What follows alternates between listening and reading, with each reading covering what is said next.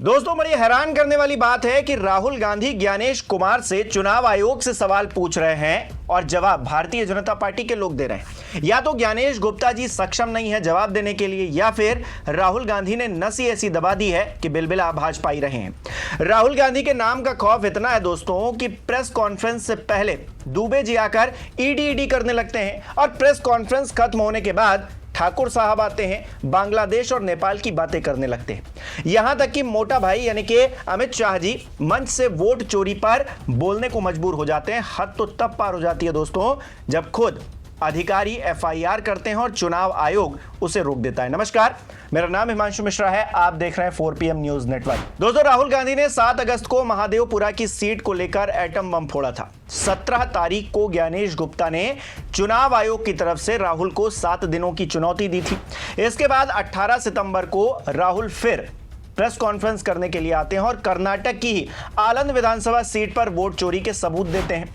गुप्ता जी की खटिया खड़ी हो जाती है। 7 दिनों का अल्टीमेटम देते हुए सीआईडी के सवालों के जवाब इस बार राहुल गांधी मांग लेते हैं। यह सब देखकर अनुराग ठाकुर पहले की तरह सामने आ जाते हैं और नेपाल बांग्लादेश उनको याद आने लगता है। किस तरह से वो याद कर रहे हैं नेपाल और बांग्लादेश को, खुद ही देखिए।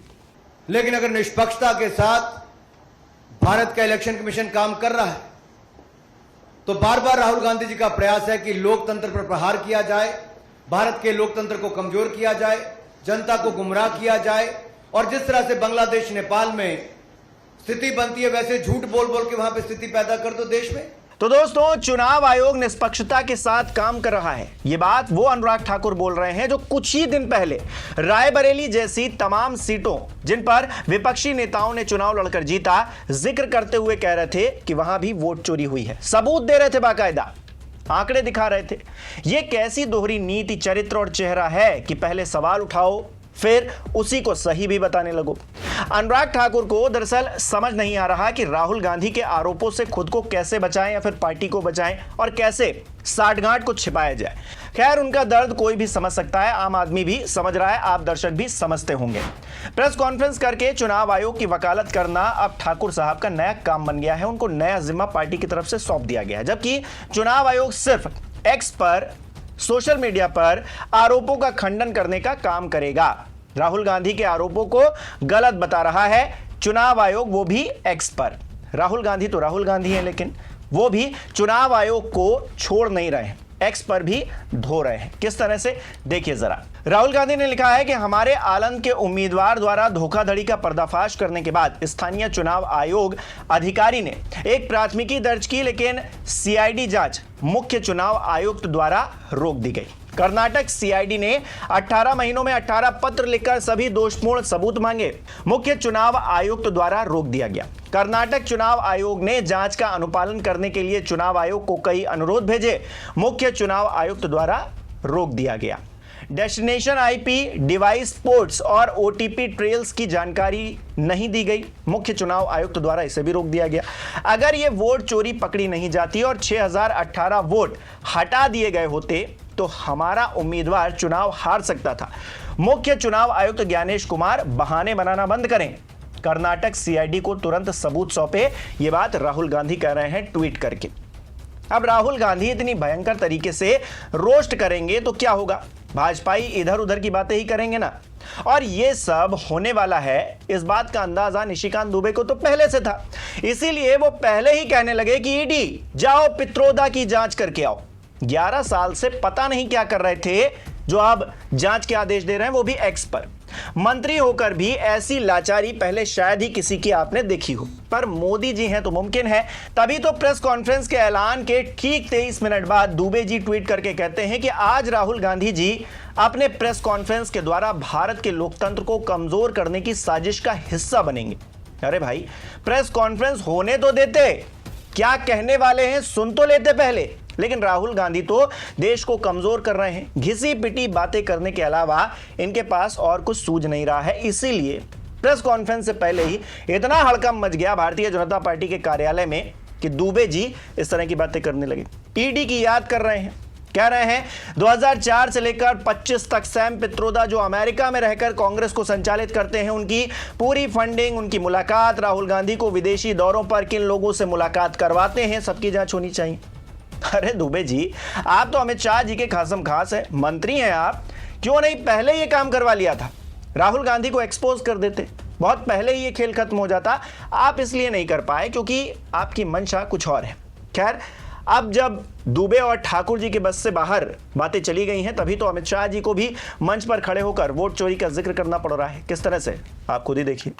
हर बार झूठा नैरेटिव फैलाते। अभी अभी ये राहुल बाबा यात्रा कर गए ना भाई? यात्रा का विषय क्या था उनका बताओ तो जरा। अरे यार, वोट चोरी नहीं था, मैं बाद में बताता हूं क्या था। दोस्तों, वोट चोरी की असलियत क्या है ये हम सब जानते हैं, और हंसी आती है दोस्तों मंच पर खड़े होकर जब अमित शाह जी इस तरह की बातें करते हैं। पूछ रहे हैं अपने ही लोगों से कि बताइए राहुल गांधी का मुद्दा क्या था, राहुल बाबा कह रहे हैं, तो लोग बता देते हैं, फिर बात को घुमाना पड़ जाता है क्योंकि लोग कहते हैं मुद्दा तो वोट चोरी का था। मित्रों, यात्रा का विषय बिहार में अच्छी शिक्षा लाना नहीं था, यात्रा का विषय रोजगारी नहीं था, यात्रा का विषय बिहार में 24 घंटा बिजली नहीं था, यात्रा का विषय हर गांव हर टोले में रोड पहुंचाना नहीं था, यात्रा का विषय था जो बांग्लादेश से घुसपैठिए आए हैं उनको बचाने का विषय था। तौबा तौबा, राहुल गांधी का मकसद घुसपैठियों को बचाना था, लेकिन सरकार तो आपकी है जनाब। बिहार में एक नहीं दो इंजन आपके लगे हुए हैं। फिर कौन सी ट्रेन में बैठकर ये घुसपैठिए बिहार में आ गए? मतलब गजब का हाल है। गृह मंत्री ये मान रहे हैं कि बिहार में घुसपैठिए हैं, लेकिन उसके लिए कुछ नहीं कर पा रहे हैं। इतने लाचार हैं कि मंच पर खड़े होकर कहना पड़ रहा है कि हम जो है अब घुसपैठियों को भगाएंगे, और राहुल गांधी या विपक्ष के तमाम नेता उन घुसपैठियों को बचाने की कोशिश कर रहे हैं। चुनाव आयोग की एसआईआर प्रक्रिया के भरोसे वो घुसपैठियों को बाहर भगाने की प्लानिंग कर रहे हैं क्या? फिर तो ज्ञानेश गुप्ता जी के साथ बैठकर रोड मैप भी बना होगा कि क्या क्या करना है, कैसे करना है। तो फिर तो वो आरोप सही है ना कि मोदी सरकार एसआईआर के बहाने बिहार में एनआरसी लागू करने की कोशिश कर रही है। लेकिन ये काम तो अमित शाह जी का है, उन्हीं को करना था। फिर चुनाव आयोग को क्यों इसमें घसीटा जा रहा है? डायरेक्ट करे ना, सीना ठोक कर करे। 14 से 24 तक तो सीना ठोक कर ही किया है, फिर अब क्यों नहीं कर पा रहे? तो राहुल गांधी भी क्या सही कह रहे हैं कि सरकार और चुनाव आयोग मिलकर खिचड़ी पका रहे हैं, जिसका नतीजा अशुद्ध वोटर लिस्ट है, जिसमें मनमानी चल रही है, जिसका मना रहा उसका नाम काटे दे रहे हैं। सोचिए, सुप्रीम कोर्ट को चुनाव आयोग से यह कहना पड़ रहा है कि एसआईआर में इसी तरीके की गड़बड़ी मिली तो पूरी प्रक्रिया को ही खत्म कर देंगे, और ये नेता मंच पर खड़े होकर कुछ भी बोल रहे हैं। पहले राहुल गांधी ने एटम बम फोड़ा, फिर उसका पार्ट 2 सामने आया आज, अब हाइड्रोजन बम आने वाला है। यानी कि खुलासे दर खुलासे हो रहे हैं, चोरियां पकड़ी जा रही हैं, और सरकार है कि सबको पट्टी पढ़ाने में लगी हुई है। लेकिन राहुल गांधी है कि मान नहीं रहे। चुनाव आयोग के अंदर से लोग जानकारी दे रहे हैं। ये बात कहकर राहुल गांधी ने ज्ञानेश जी के दिल की धड़कनें और तेज कर दी हैं कि विभीषण आखिरकार हमारे ही डिपार्टमेंट में कौन बैठा हुआ है, और 7 दिनों का अल्टीमेटम जो दिया है उसने और भी परेशानी में डाल दिया है। अच्छा, एक इंटरेस्टिंग बात आई है जो मैं आपको बताना चाहता हूं कि इलेक्शन कमीशन के अंदर से हमें मदद मिलनी शुरू हो गई है। मैं साफ बोल देता हूं, इलेक्शन कमीशन के अंदर से, पहले नहीं हो रहा था, अब इलेक्शन कमीशन के अंदर से इंफॉर्मेशन आ रही है। यह रुकेगा नहीं।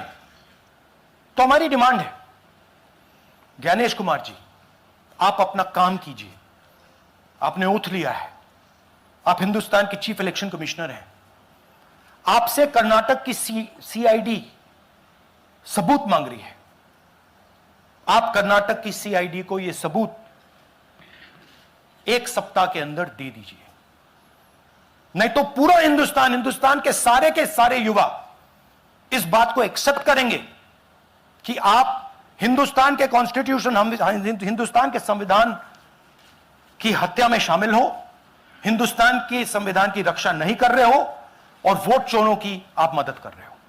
अब दोस्तों, आप भी मुझे कमेंट करके बताइए कि इस पूरे सियासी बखेड़े पर आपकी क्या राय है, और इस वीडियो को लाइक करना, शेयर करना मत भूलिएगा। हमारे चैनल को सब्सक्राइब नहीं किया तो वो भी जरूर कीजिएगा।